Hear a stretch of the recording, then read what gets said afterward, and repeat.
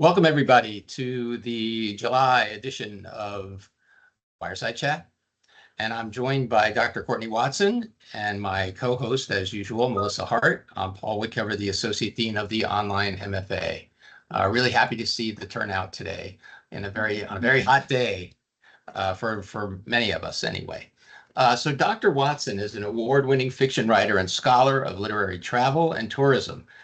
Courtney earned her PhD in English at the Center for Writers at the University of Southern Mississippi.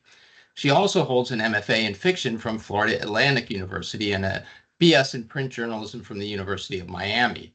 Courtney's research, rooted in place and setting, examines how legacies of authors are marketed through commodified literary landmarks and travel experiences. She also explores the theme of travel in her creative work. A past recipient of the National Society of Arts and Letters Regional Short Story Prize, Courtney uses her love of travel as the foundation for many of her stories and essays.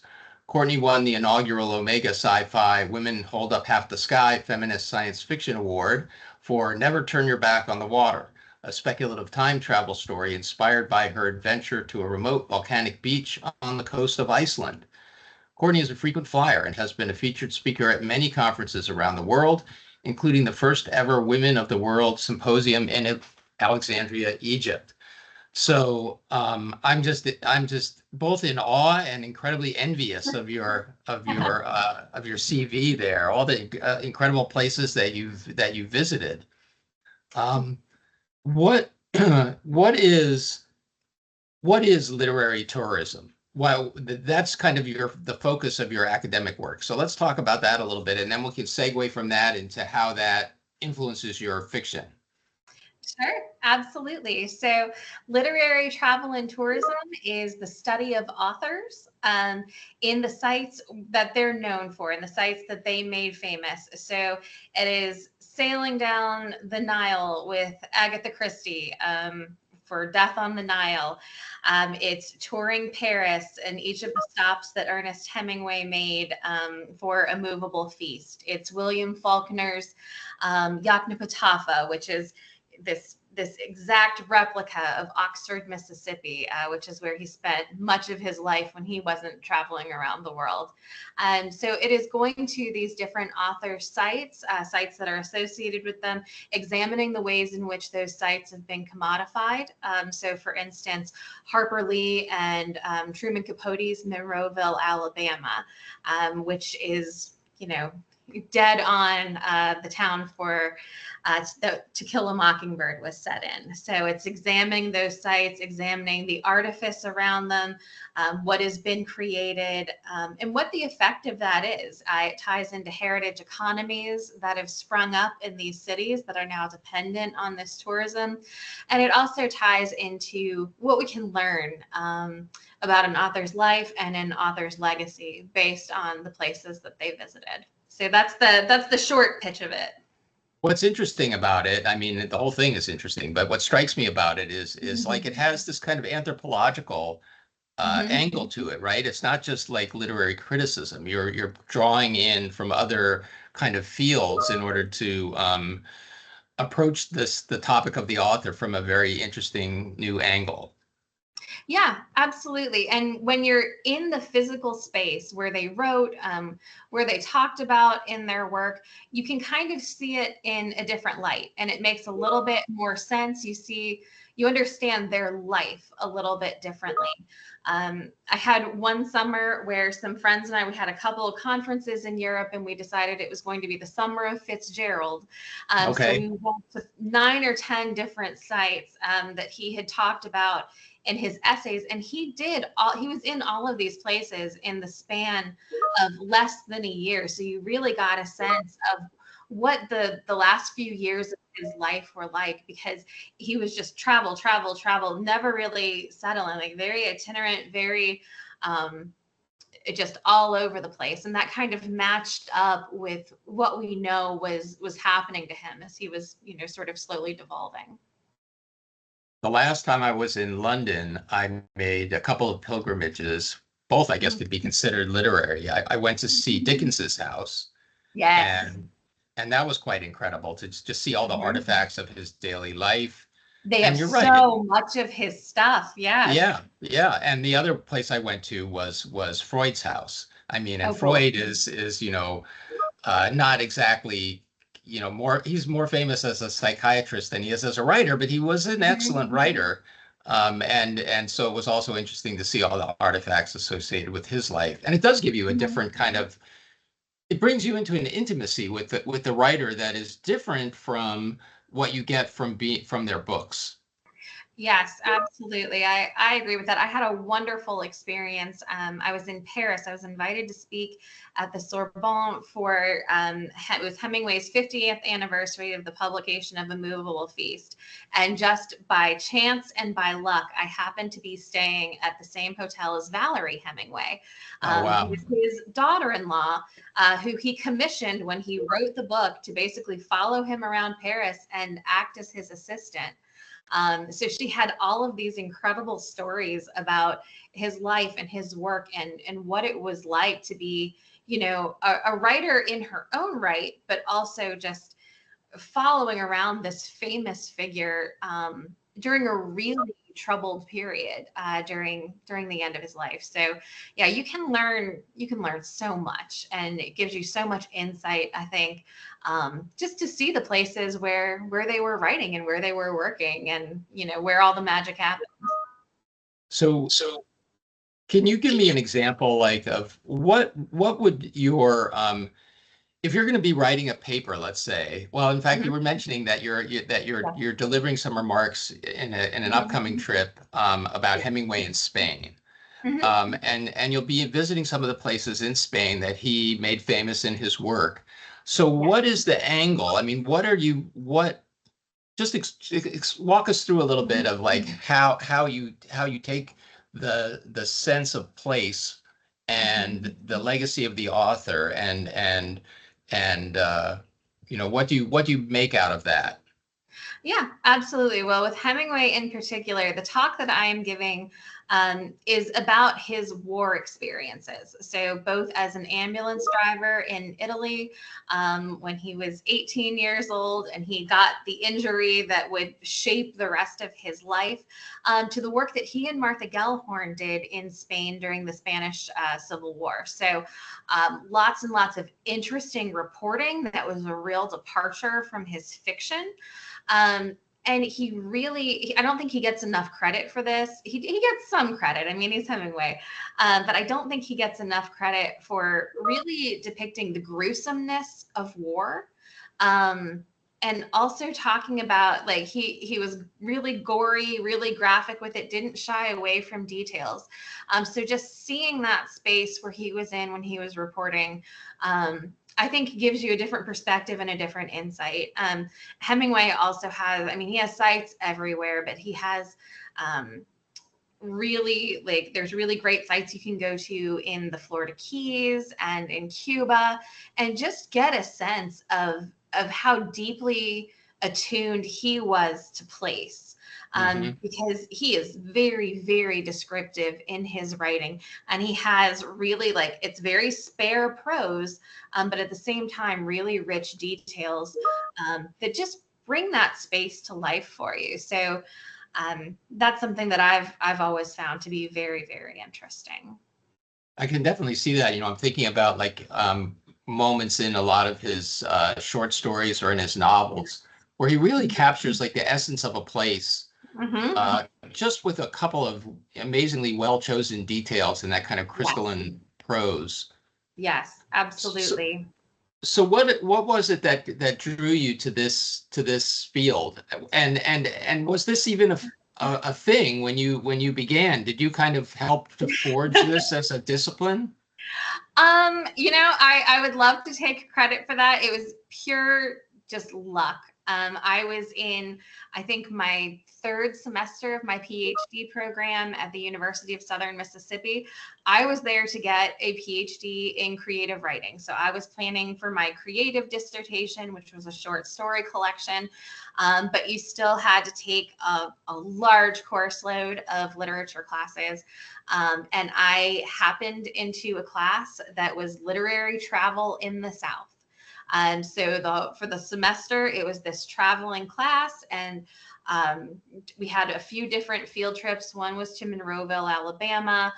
We also went to Louisiana to examine the home sites of Walker Percy and William Alexander Percy. We saw sites associated with Truman Capote in both New Orleans and Alabama.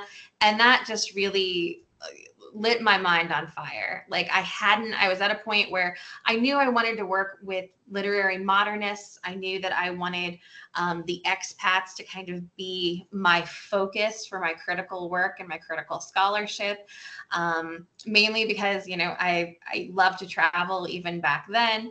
And I knew that they went to a lot of really cool places. And I was like, I too would like to go to really cool places. But I just happened into that class, and the professor became a mentor to me. She was on my dissertation committee. We are friends today. So I have to give her a lot of credit for that. Just because she really inspired me to pursue the field further. At the time, she was doing some writing on True Blood, because it was when the show was on, it was filming in Louisiana. And we were in southern Mississippi, so they'd taken her on as a writer. And that's a very atmospheric show that really draws a lot from the landscape, a lot from the local culture. So, that just opened it all up for me, and I was so excited about it. And I'm still excited about it. It's still something I can tell. I mean, it seems like a dream job. I like to travel too. I would like to. Where do I sign up? Let me pull a question out of the chat here. Sure. Yeah, absolutely. This is a question from Ben, who asks, have you ever done any literary tours or thought of it in terms of fantasy writing? Like, for example, they say Tolkien was very inspired by certain English towns and so on. Yeah, there are wonderful Tolkien tours in England, which you might already know about. A place where that really came to life for me with fantasy. I was way before the show, I was a big fan of the George R.R. Martin books, the Game of Thrones series, at least through book 5. Then I was like, I'm not sure. But I went to these incredible sites in Iceland. There's a Game of Thrones tour in Iceland. And it's something that the tour guides love to talk about because they filmed there for several years. And Iceland is a very small country. So I got to talk to people who actually worked on the show, which was really interesting. And then last year I was invited to speak at a university in Croatia, in Split. And that is the setting. There's this big palace there that's the size of a city. And it is the setting for a few of the different places. I think, I don't remember which one it is, but it's Diocletian's palace, and you can see it all through the series. So that was very cool. And it's just really interesting to see how big a part of the town of Split that Game of Thrones tourism is. And it's really cool. Yeah. And I guess that also happened in like New Zealand, right? With all the Lord of the Rings movies. Yes, absolutely. One of my friends just left New Zealand, and he did a whole tour. He had like the Hobbit door and everything. So he went to what's remaining of the set, and yeah, absolutely loved it. Yeah, so cool. So let's talk a little bit about your work as a fiction writer and how travel and place and setting, how you approach them in your own work, and how that may have been impacted by your academic focus.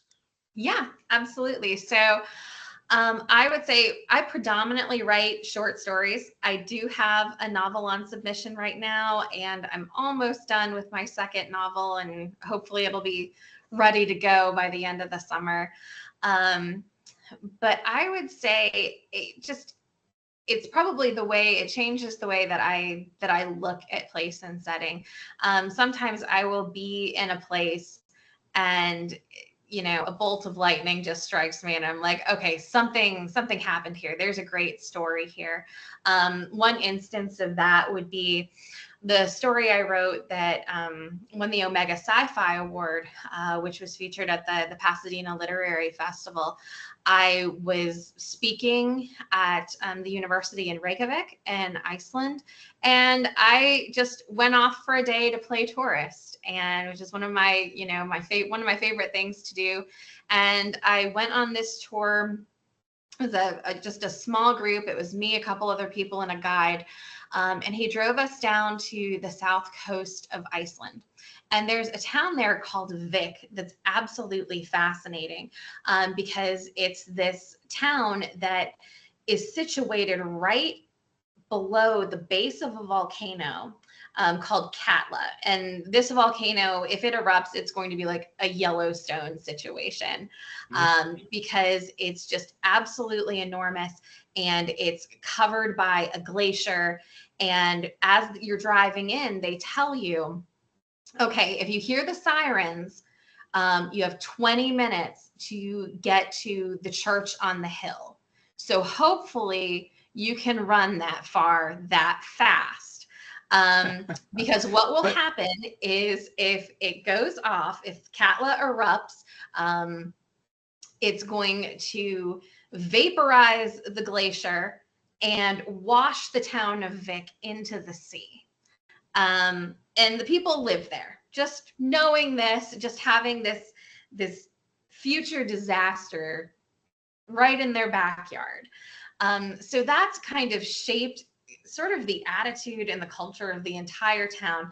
And a lot of Iceland's most interesting folklore comes from that area because it's a very dramatic scenery. It feels like you're on the surface of Mars. The sky is this like dark gray, and there's all of these huge rocks that are black, and then the sand beach is black.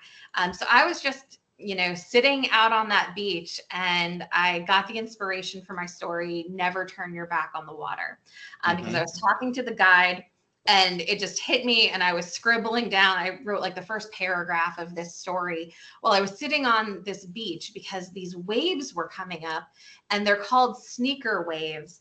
And basically what it is, in the US, we would say it's just a really dramatic riptide.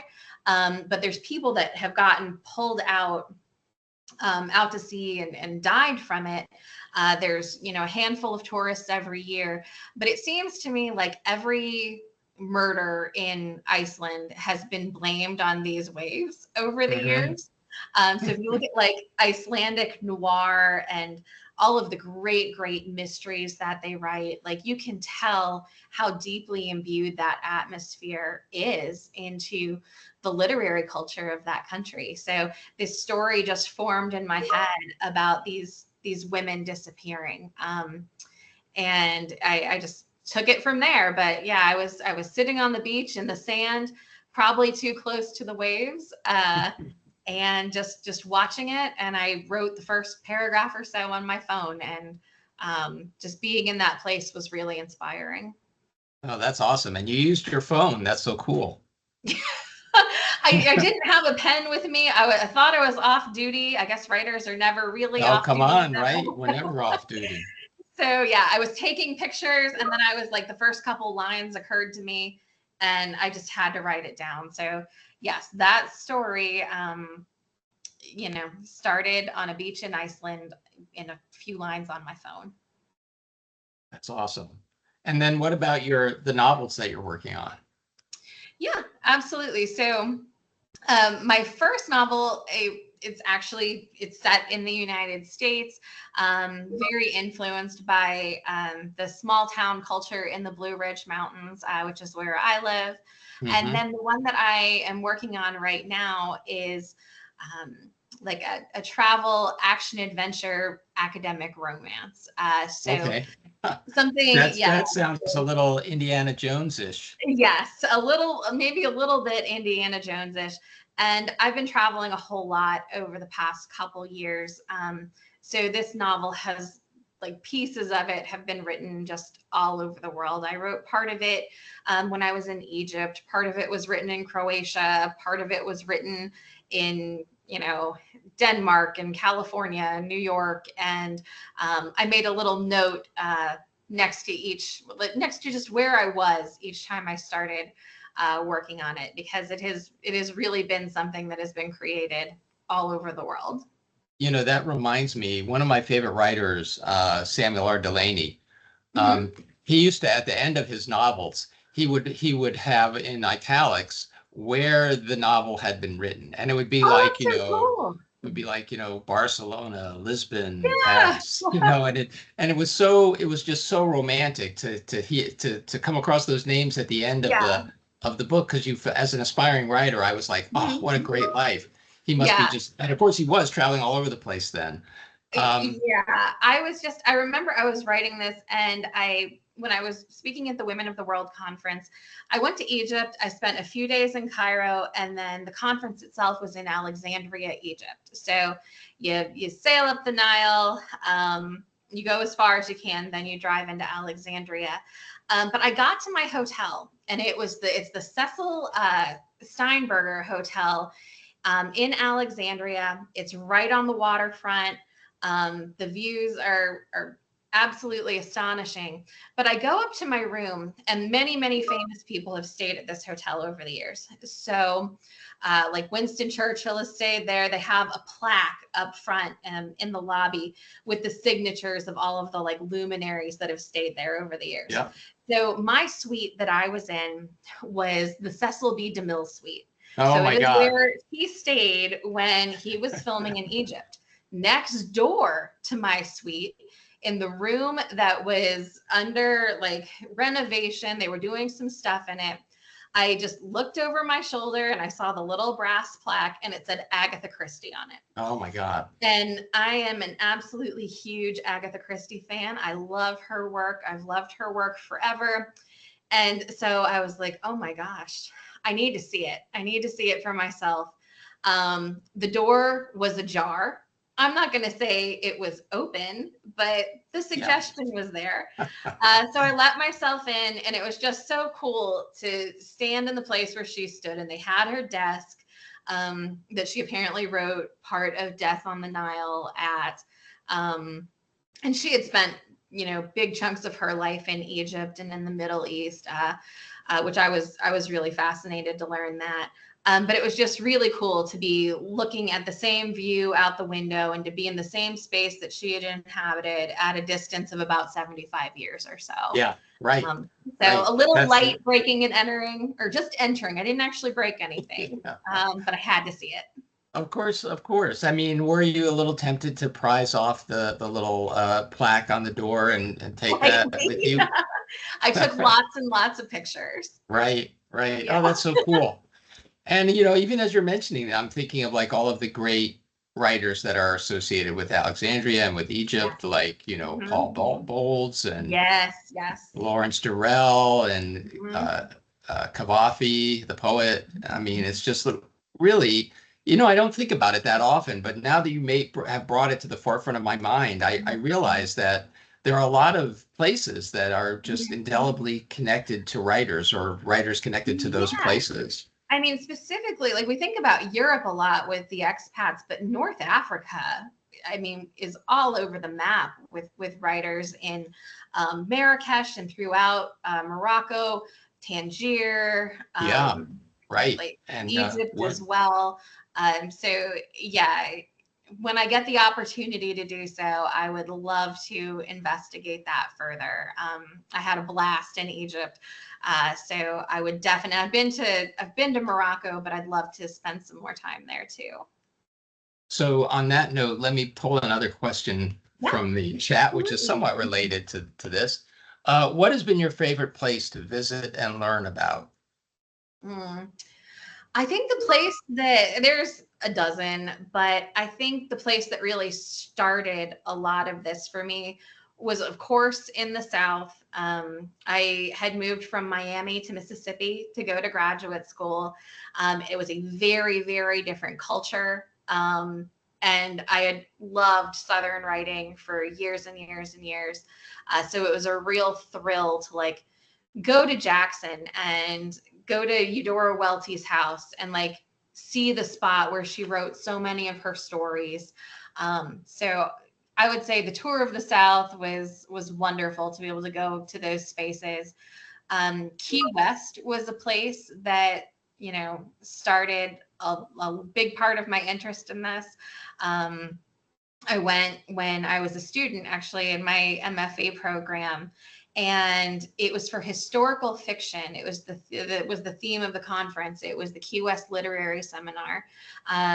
Billy Collins, the poet, was there, and it was one of the last major public appearances that Gore Vidal made. And so he gave this big talk that was just fascinating. So being able to, and Key West is such a small enclosed island, you can pretty much see everything. You can walk from place to place and just happen upon things. I remember going to Bahama Village just because I was curious, and I found this restaurant there called Blue Heaven, and I was talking to the proprietors and saying, like, I was like, I'm in grad school and I love Hemingway. And they were like, well, funny story. He used to get drunk here and referee boxing matches. Oh, wow. Right over there. And so, like, going to the Sloppy Joe's saloon, that was awesome. Just seeing these places, all these sites in a place that was really meaningful to one of my favorite writers was very cool. So both of those sort of ignited my imagination. And it's interesting too, like, I was like, oh, I'm not going to have anything really that's local to me, but I've been able to find some really interesting stuff. In Wake Forest, they had an estate sale probably 6 or 7 years ago for Maya Angelou's home. And I was like, oh my gosh, this is crazy. Like, I can go to her house. This is so cool. So my mom and I waited in the long line to get in. And of course, everybody just bolted to the library because everybody wanted a book that had been owned by Maya Angelou, myself included. So I went and I have her copy of The Sound and the Fury. And I also have one of her own books that she had signed, and they have the book plates in them that say from the library of Maya Angelou. Wow. My mom, though, she was like, you go to the library. I want to see the rest of this house, because it was this massive pink palace. And so my mom, we were checking out and she had this box, and I'm like, what are we getting of Maya Angelou's exactly? And she got her Christmas decorations. Oh my she got gosh. her Christmas ornaments. So we checked out, we scurried to the car with our prizes. So now every year when I put up my Christmas tree, I have a few decorations, a few ornaments that belong to Maya Angelou. So that's incredible. It's only like an hour away from me. So it was a one-day adventure. I'm speechless. I mean, how is this even possible? How could her library and her Christmas ornaments and everything else not be in a museum somewhere? That's what I thought too. I'm like, Wake Forest isn't keeping this stuff. And in all fairness, she did have a lot of stuff, like a lot of stuff. And I'm sure they have like the really illustrious stuff. Like, I'm sure they have her manuscripts and stuff like that. Right. But yeah, I would say keep your eyes open, definitely, because no kidding. Yeah, these kind of things happen way more often than we'd think, especially if you're near New York or LA. Keep your eyes open. So did she leave any notations in the Sound and the Fury? There are some underlines, yeah. So I imagine she was using it when she lectured at some point at Wake Forest. It was just a really cool thing to get, and it's awesome. I was so excited, and I have it on display now. I'm sure at my house, just for a little inspiration sometimes. Right. Because sometimes we do, as writers, just need a little help. Sometimes. Yeah. I need it all the time. Let me pull another question out here. How have you incorporated culture into your literary studies? Have you focused on gender studies or post-colonialism or anything like that? Yeah. I can only imagine the dynamics impacted by the difference in culture and that it would impact your writing. That's a great question and observation. That's a great question. I would say definitely for culture, I would say a gendered aspect of culture.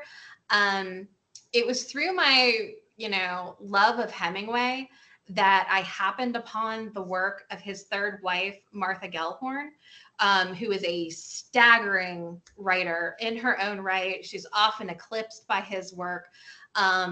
And she talks about him and his work, and she's very sly, and you get a really interesting portrait of him from her perspective. She has this one essay collection, or it's her collected letters, I think, called Travels with Myself and Another. And Another is Hemingway. And she titles him, her name for him in the book is UC, Unwilling Companion. So when they met, when they were both covering the Spanish Civil War, and their relationship went into World War II. She was, trying to make a name for herself. She was already this well-respected journalist, but she was really trying to make a name for herself. So D-Day approaches, and she's like, one, I'm gonna go, and two, I'm gonna write this for Collier's. And she's planning on doing this. She tells him about it. And then he decides, I'm going to go and I'm going to write this for Collier's. So he calls up the editor, gets her spot, her ticket, takes all of her background work, and he heads off to Paris. He lights off to Paris, where all of the other reporters are going and staging. So she's like, all right, there's another way I can do this. So she gets on a military ship disguised as a nurse. She is the only reporter, not just the only woman, she is the only reporter landing on the beach on D-Day while Hemingway is busy liberating the bar at the Ritz Hotel in Paris. So I would say definitely it really changed my perspective on him. And just, for women of her generation, the role that, how much she had to fight, like the role of misogyny, and the way that it really influenced the trajectory of her career. So culturally, certainly there's plenty of gender stuff to be unpacked. She didn't just have to fight against the gender, imbalances of the culture of the day, but they were all personified in her husband, and she had to. Yes. I mean, what a low move that was to like steal her spot. And she's got a million of those stories. They lived together at Casa de Flores in Cuba. That was their house together. And just as their marriage was deteriorating rapidly, she has just a million stories about him, and it really it completely made me rethink parts of my perspective and just created an even richer and more dynamic picture of him. And I think as writers and as people who study writers and people who study writing, having that additional dimension can be really, really helpful. Yeah, absolutely. Yeah, I mean, Hemingway is such an interesting writer. I don't want to turn this into like a symposium on Hemingway, but I'm a big fan of Hemingway, and he does personify like so many of these qualities that we associate with like machismo and just male superiority and everything, and yet at his best, his writing is so sensitive, and all of those qualities are completely absent from his best work somehow. Absolutely. And I think with his writing too, there's some artifice there in the commercial work he did. And you see, like, he really played up that persona when he was writing for Esquire.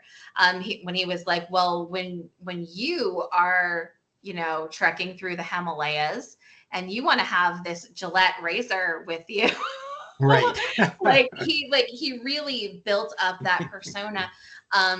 And it's fairly divorced from his creative work and from his more serious essays too. Yeah. I mean, I guess part of the trouble for him came about when it became increasingly difficult to distinguish for himself, maybe to distinguish between the persona and and the writer. Absolutely. And that's something we see, I think, with Fitzgerald as well. He's another major figure that I've spent a lot of time with, and I've gone to conferences and talked about, and I've written about and published about. And he too, I think, really struggled to maintain that persona, to be, F. Scott Fitzgerald, instead of just, Right. Alcoholic Scott who had some problems and needed some help. And Right. yeah, definitely. I mean, in today's terms, that would be their brand, right? They were skillful in developing their brand. And Fitzgerald too had a fraught relationship with his wife, who was also a Yeah. talented writer. Absolutely. And in many ways, maybe he didn't pull as blatant a move on her as Hemingway did with Martha Gellhorn, but still Right.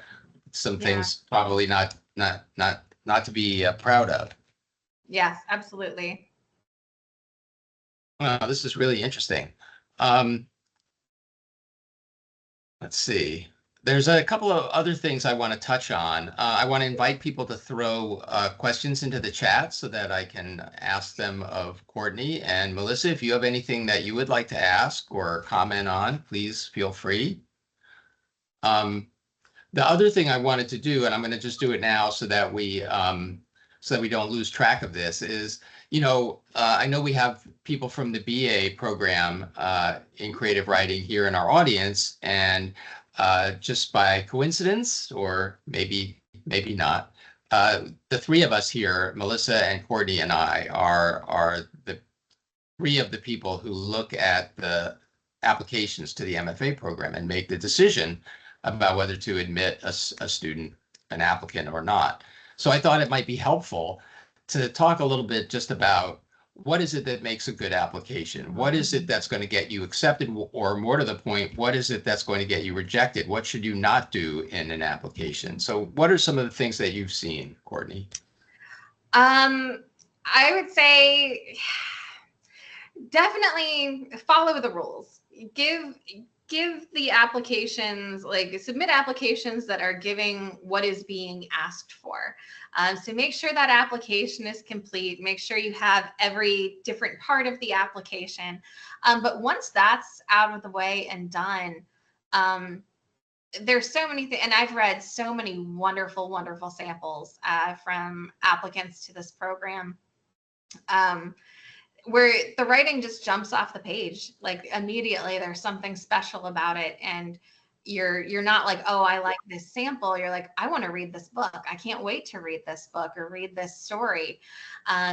So a writer that has a distinctive voice and expresses that voice early on, it doesn't have to be perfect, but just that there's something there that is distinctive to that writer, in the same way that if you read one of your favorite writers, you can tell by the end of the first paragraph, oh yeah, this is that writer. So the voice, if you can nail that, that's great. I love people who draw a lot from setting and their world building and create that sense of verisimilitude, and they have that world that feels like you could just walk right into it. I think that's really special, and that's something that stands out. People who do dialogue well, we see a lot of dialogue that is uneven or maybe feels a little haphazard. So that's something that gets refined over the course of the program. But anybody who does dialogue well right off the bat, that always stands out as someone who is going to be really good at creating distinctive voices for each character. So those are the three that immediately come to mind to me. What do you guys think? What do you think, Paul?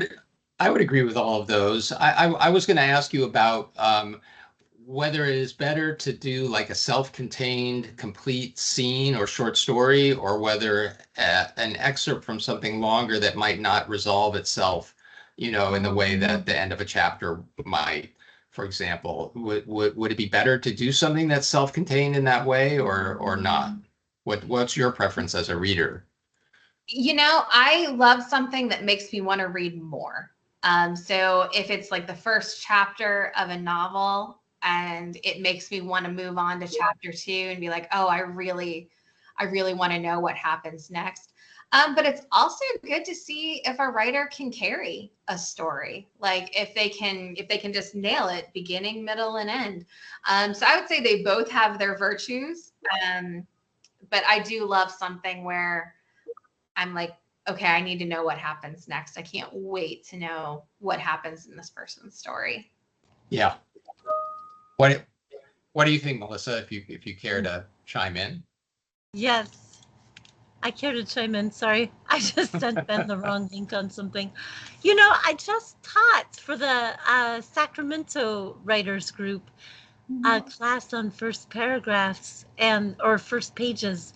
And what grabs me right away is a sense of conflict and surprise from the very first sentence, and verbs that are really active and active voice and vivid characterization. And it's possible to get all of those elements into the very first paragraph of a writing sample. And if I see that, I am hooked. Yeah. Yeah, absolutely. I mean, I would say there's like 3 classes of applications that we get. One of them are applications where it's just like, no, sorry, you're not writing at the level yet that you need to be to succeed in an MFA. So it wouldn't be fair to you to let you in. The other one is like, yes, you are writing at that level, but you still have a way to go. But we'll let you into the program because we know the program is going to work well for you and you're going to do very well in the program. And then the third is like, confidentially, you don't need to be in this program. You're already writing really well. But we let those people in too. Yes. So let me turn to the chat where we have some questions here. Sure. Actually, here's one. Here's somebody that asks, is it a problem to send a writing sample that starts at chapter 5 instead of chapter 1?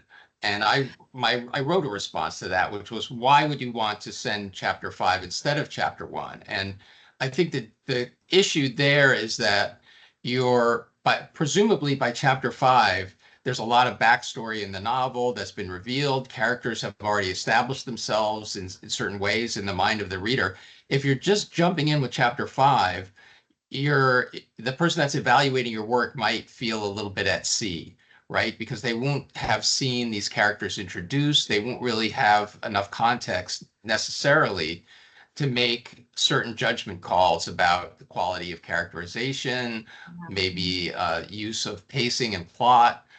Whereas if you start with chapter 1, then you're basically giving them what a reader would see upon picking up your book.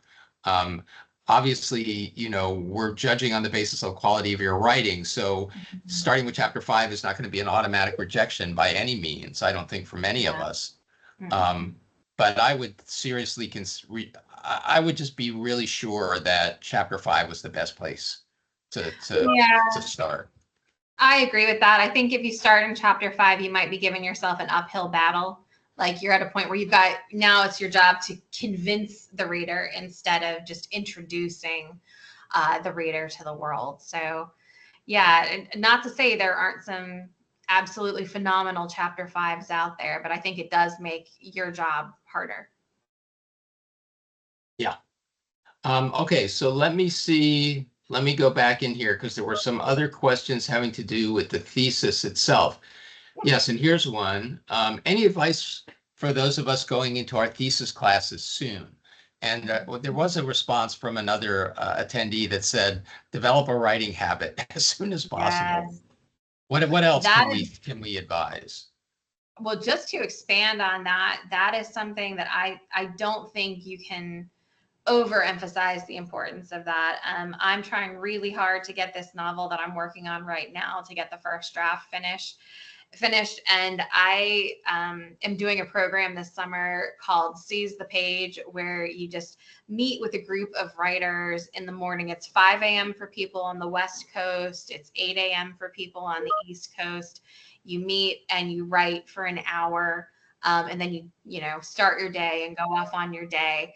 And that has been, that's changed so much for me. I went into the program at the beginning of the summer with like 45,000 words. And this morning I crossed over 70. Like I'm almost done with the manuscript that I'm writing.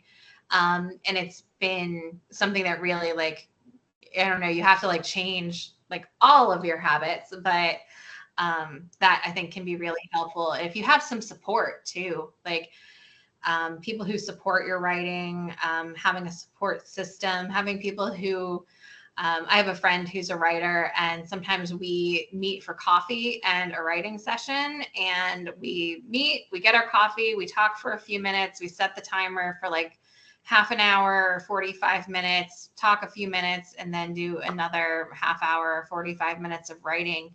And we're both like writing our individual things, but we're like alone, but together. So that's good. Anything Yeah, we can have, we can bring in some support is helpful. we had Kelly Link as our guest at a Word for Word event a couple of months ago, and she talked about that too, like kind of getting together for these like mutually supportive writing sessions, where you're just kind of like working in silence together. Sometimes she would do it online, like during the pandemic, she did it a lot online, but sometimes also just in person. Just knowing that you have that you're surrounded by somebody else doing that work kind of helps you to do it, I guess.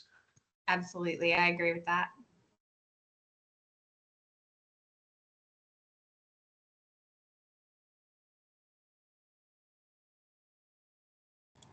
I'm scanning the chat looking for more questions. Do you have another one from there, Melissa? Oh no, I was gonna ask the last, oops, it just went away. Anne says, what's your writing routine to get your head in the game? Did you already talk about that? No, we haven't. Yeah. So what mine is I'm committed to writing for this project. This changes wildly depending on what I'm working on. But for this particular project, to get this book done, it's 8 a.m. to 9 a.m. every morning is my first writing session. And then typically I go for a walk and decide if I have any more writing in me for the rest of the day. But I am I mean, in some days it's going great and I write a lot more, and other days it's just that hour. But it is that hour. So I'm, just being really committed to it. I think that's the only way to get a novel done, honestly. Like I come to this as a short story writer. I love the form of the short story. And just the way that it's so contained. But yeah, writing a novel is a different beast, and it's something that I think you have to modify your approach to it, or I certainly have. Yeah, no, that's also something that Kelly Link was talking about in that Word for Word section, because she recently wrote her first novel, and it came out earlier this year. Great book. A real doorstopper. It's quite a large novel, but she talked a little bit about having to create new habits in order to shift from writing short stories to writing something of this length. Like, for example, when she said that when she was writing her short stories, she would always at the beginning of every writing day go back to the beginning of the story that she had written, and kind of progress through making edits and so on and so forth, and re-immersing herself in everything that had come before, until she reached after a novel, 100 pages in, you can't do that anymore. Yeah. So what about dividing the time between your fiction and your other work, your academic work or your travel writing work? How do you make that kind of choice in terms of time management? It's a really tricky balance, largely influenced by deadlines. What thing is due at what time? So the process for academic work, whether it's an academic monograph or a single article, the process for peer review is very, very different than my creative work. So I have projects that are going through the editing process for months and months. Like the research process takes a long time as well. My creative work is kind of, taken from the time in between the academic projects. So right now I have the summer. Like I have the summer to finish this manuscript and get it off to my editor and my developmental editor. And, you know, that's the time that I have for this. So that's, I mean, there's an end point to when I need to shift focus and start the next thing. And so even this week, I'm committed every morning to working on the novel. But at the same time, I'm refining and polishing and rewriting parts of my talk that I'm giving in Spain next week. So it's shifting back and forth between those two projects. And then, you know, everything else as it comes up. So it's deciding what needs your immediate attention and focus right now, Right. getting that done, and then, you know, shifting, because I can't toggle back and forth really between academic and creative like in the same day or in the same writing session. I know people who do that, and I need them to remain two distinctive things. So yeah, it depends on when projects are due, really. So do you find though that sometimes you'll be, you know, okay, you had your hour in the morning on the novel. Now it's time to be working on the you know, revising your talk. And then suddenly a lightning bolt flashes. Oh, I needed to have done this morning. This is what I should Yeah. have done in the scene, or this is what needs to happen tomorrow. Do you just Yeah. stop and make a note? Do you go back and rework what you were working on?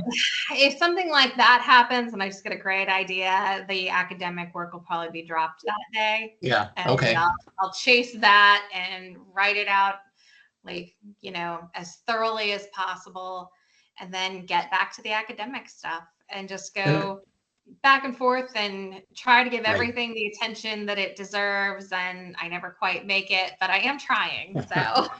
And it must happen in the other direction too. I would guess that sometimes you'll be Oh working yeah. on the novel, and because and as you're talking, you know, as we began this discussion talking about the ways in which, you know, your academic research into literary tourism impacted your ideas of setting and place in fiction, and how that had, you know, had an impact on your own fiction writing. I mean, it's a two-way street, right? They're always influencing each other, it sounds like.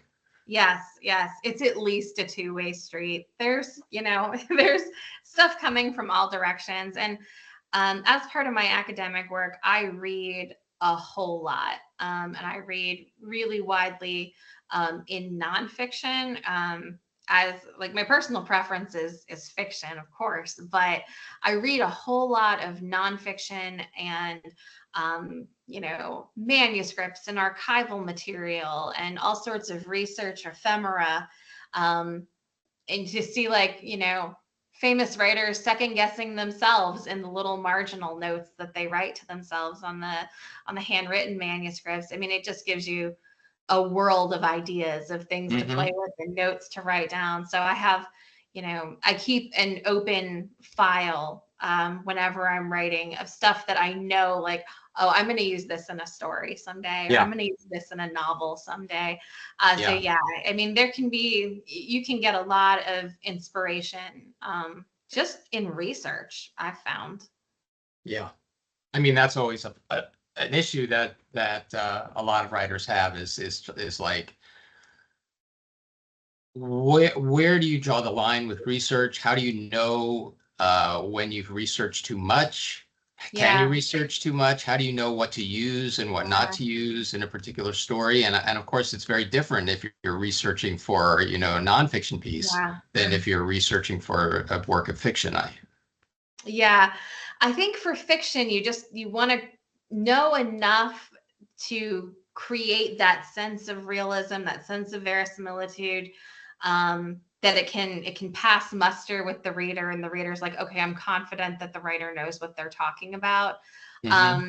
There's less latitude for that with academic work, because there will be questions and there will be comments, because it's not in service of the narrative. It's not in service of the story in the way that we think about it in creative work.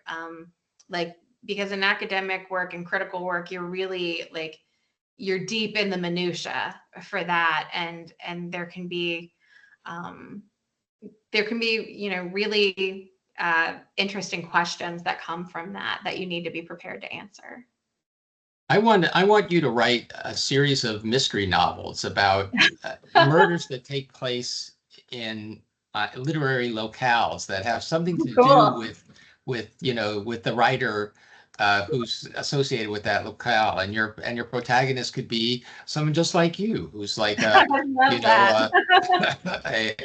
Yes, I absolutely love that. Well, okay, you can have that one for free. I would be your #1 fan. I would eat it up. And some people in the chat agree with me that it would be a good idea and you'd be perfect to write it. Cool. Yeah, very cool. I love it.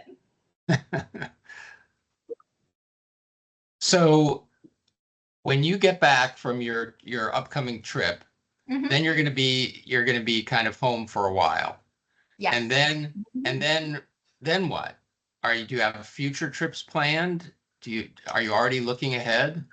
I always have a trip planned. That's just how I'll be on the plane home, and I'll be like, oh, this looks really interesting. And I've gotten to the point in my career where I'm really lucky and I get invited to a lot of stuff, way more than I could actually go to. But yeah, if there's something that catches my attention or captures my imagination, I'm like, all right, well, it's 15 hours from DC to Dubai, so I guess that's what we're doing next week. Uh-huh. And it's all about trying to find that balance. And because ironically, I am a homebody. I love being at home, but there's something about the lure of being out in the world that's also deeply appealing to me, and something I just really love. Yeah, no, that comes through very well, and your the way you talk about your travels and your passions. I mean, it seems like to me that you have been able to create a career for yourself that indulges all of your passions. I mean, it's wonderful. Yeah, well, I've really enjoyed it so far. It's a whole lot of fun. It's a whole lot of work, but it's a whole lot of fun. Right. All right. If we have, I think we have time for one more question. If anybody wants to throw something into the chat there.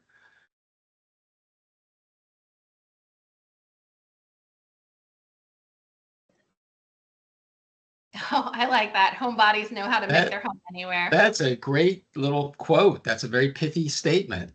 I agree with that 100%.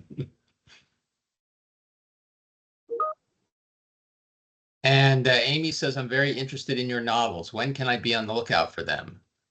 Well, hopefully stay tuned. I have one that's out on submission right now that I'm hoping will be, my agent and I have our fingers crossed about that one. And this other one, I'm hoping to, finish it within the next couple weeks and go into edits right away, and then get that one out on submission as well. So if either of them get picked up for publication, you guys will be the first to know. Excellent. And I'm sure that will not be long in coming. I feel pretty confident about that. All right, well, that's going to be it for tonight's Wireside Chat, everybody. I want to thank everybody for coming. I want to especially thank Courtney for a really wonderful discussion about something that I didn't know very much about coming in, but it turned out I think I knew a little bit more about it than I thought. You kind of made me realize the way in which this is something, literary tourism is really something that is so pervasive in the way that we think about writers and writing. It's a kind of travel that everyone can do. Yeah, there's something interesting in every corner. Every town, even. Thank you so much. Thank you so much, Paul. Thank you, Melissa. And thank you, everyone, for coming. It's been a pleasure. All right. Thanks, Melissa. And we'll see you all next time, I hope. Yes. Thank you. Bye-bye.